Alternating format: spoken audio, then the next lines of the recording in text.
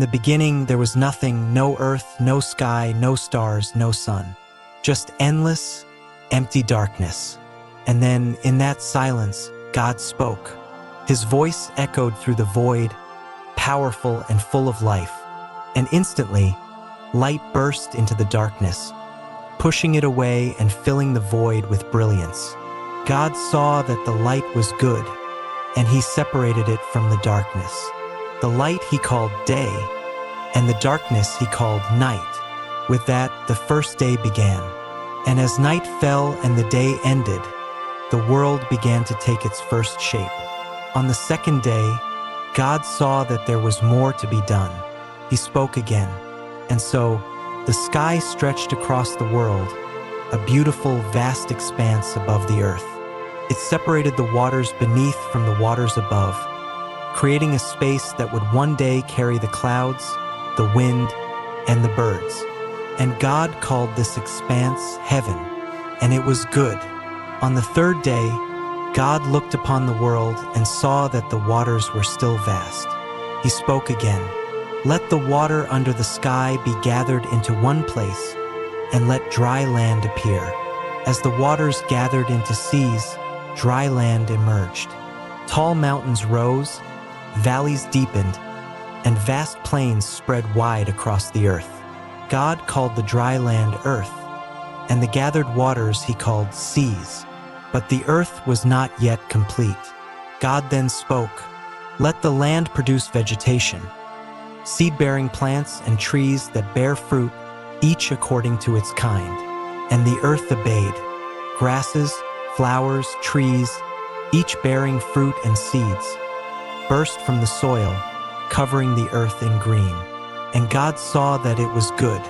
On the fourth day, God turned his attention to the sky. He spoke once more, "Let there be lights in the vault of the sky to separate the day from the night, and let them serve as signs to mark sacred times, days, and years."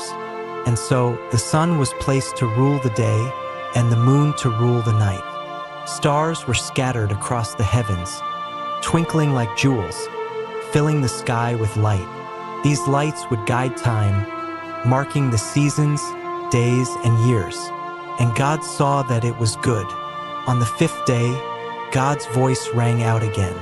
"Let the waters teem with living creatures, and let birds fly above the earth across the sky." And instantly, the oceans came alive with fish, whales, and creatures of all kinds, swimming and darting through the water. The skies above filled with birds, soaring and singing as they flew. And God blessed them, saying, "Be fruitful and increase in number, and fill the waters in the seas, and let the birds increase on the earth." And God saw that it was good. On the sixth day, God looked upon the earth and saw that it was ready for something extraordinary. He spoke, "Let the land produce living creatures according to their kinds, livestock, wild animals, and creatures that move along the ground."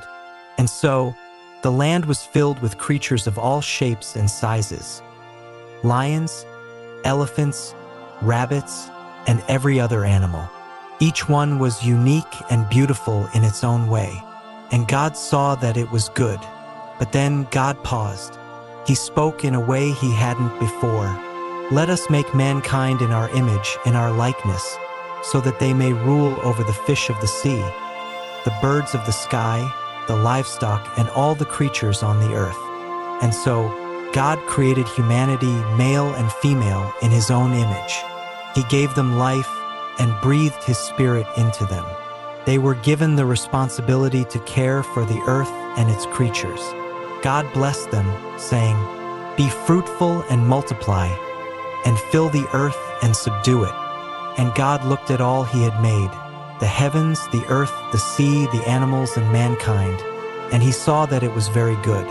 After 6 days of creating, God looked upon his work, and everything was complete. The world was full of life, beauty, and purpose.